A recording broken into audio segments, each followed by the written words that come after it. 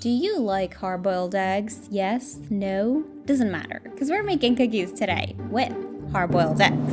And before you say anything, these cookies are my childhood. They're really popular here in Italy and for good reason. They're absolutely delicious, buttery sweet, and the hard-boiled eggs gives these cookies the most amazing crumbly, flaky, melt-in-your-mouth texture.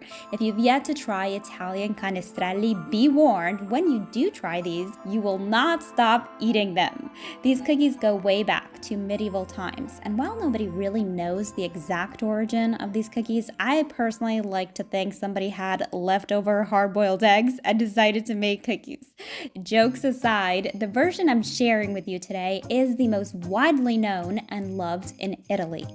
Boil your eggs for 10 minutes, run those under some cold water. Once you've prepped the eggs, the recipe actually comes together within minutes. It's super easy. They're perfect this time of the year, so make these with your kids. And while they do have a specific shape, you can absolutely dress these up for the holidays by doing different shapes. They're one of the best cutout cookies.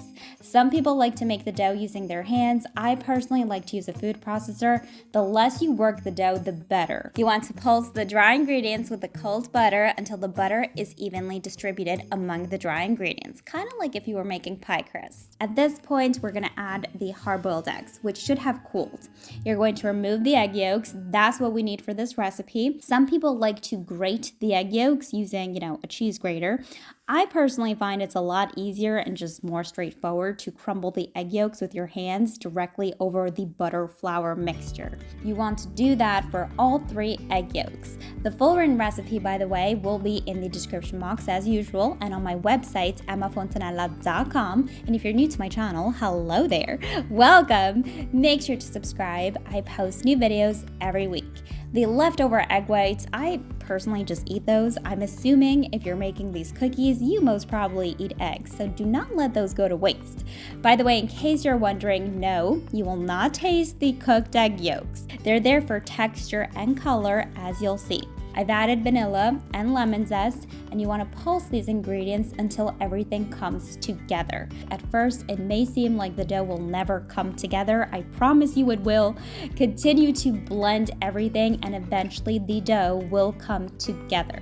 You're going to transfer the dough onto your work surface and bring the dough together using your hands.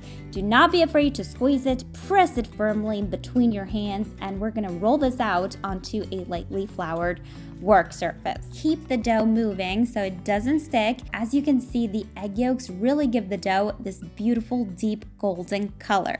Now, as mentioned before, these cookies traditionally are sort of flower shaped with a hole in the middle.